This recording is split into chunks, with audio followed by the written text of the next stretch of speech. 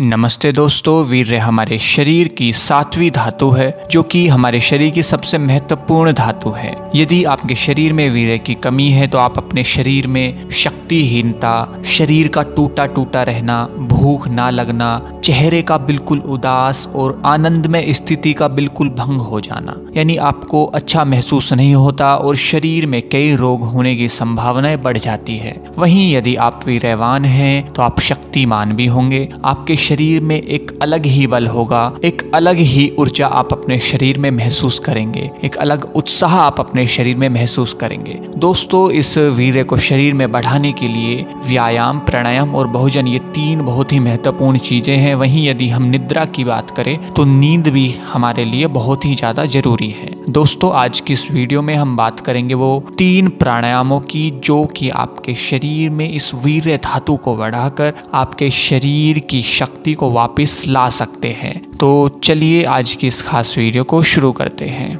तो दोस्तों, हमारे वो 3 प्राणायाम है: बाह्य प्राणायाम, अंतः यानी आभ्यंतर प्राणायाम, स्तंभ वृत्ति प्राणायाम। तो दोस्तों, सबसे पहले हम जानते हैं बाह्य प्राणायाम। सबसे पहले आप ये जान लीजिए कि दोस्तों, यदि आप सुबह 6 बजे के करीब या फिर ब्रह्म मुहूर्त में यानी 4 से 6 बजे के बीच में यदि इन प्राणायामों का अभ्यास करते हैं तो आप इन प्राणायामों का पूरा लाभ उठा सकते हैं। पहला प्राणायाम है हमारा बाह्य प्राणायाम। तो बाह्य प्राणायाम के लिए आपको सबसे पहले इस तरह सुखासन में बैठ जाना है, एकांत देश में। यदि आप इसे बाहर करेंगे तो ये काफ़ी अच्छा रहेगा, शुद्ध हवा में यह काफ़ी अच्छा रहेगा, क्योंकि यह सीधा सीधा हमारे प्राण, हमारी श्वास से जुड़ा हुआ है। तो बाह्य प्राणायाम के लिए इस तरह बैठना है और एक लंबा गहरा श्वास नाक से अंदर भरना है और श्वास छोड़ते हुए श्वास को बाहर ही रोक देना है।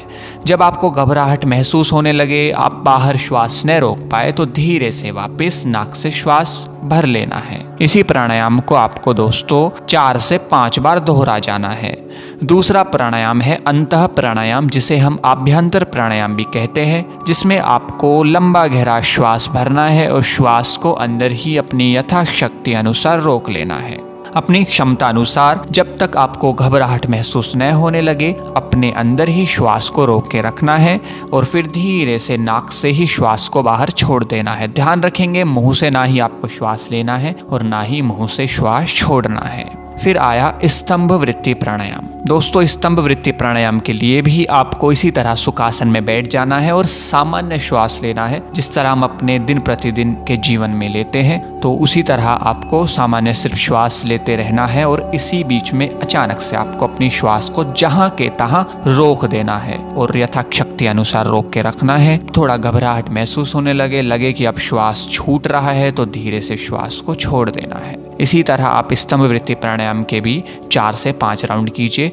दोस्तों, आप इन तीनों प्राणायामों के 5-5 या 4-4 राउंड कर सकते हैं। अधिक से अधिक 9 प्राणायाम हमारे शरीर के लिए अच्छे होते हैं। वहीं यदि आप प्राणायामों का अभ्यास और ज़्यादा बढ़ाना चाहते हैं तो उसके लिए आपको अपने भोजन का भी विशेष ध्यान रखना पड़ेगा, ताकि आपके शरीर में प्राणायाम को करते वक्त कमजोरी न आने लगे। क्योंकि दोस्तों, जब हम प्राणायाम करते हैं तो प्राणायाम से हमारे शरीर में काफ़ी ज़्यादा ऊर्जा खपती है और यह हमारे शरीर में जो अधिक चर्बी होती है उसको तो घटाता ही है, साथ ही साथ हमारे श्वास के अंदर की जो शक्ति होती है उसको बढ़ाता है, शरीर में प्राण ऊर्जा को बढ़ा देता है, यानी शरीर में जीवनी शक्ति को बढ़ा देता है, जो हमारे शरीर की वीर्य को बढ़ाती है।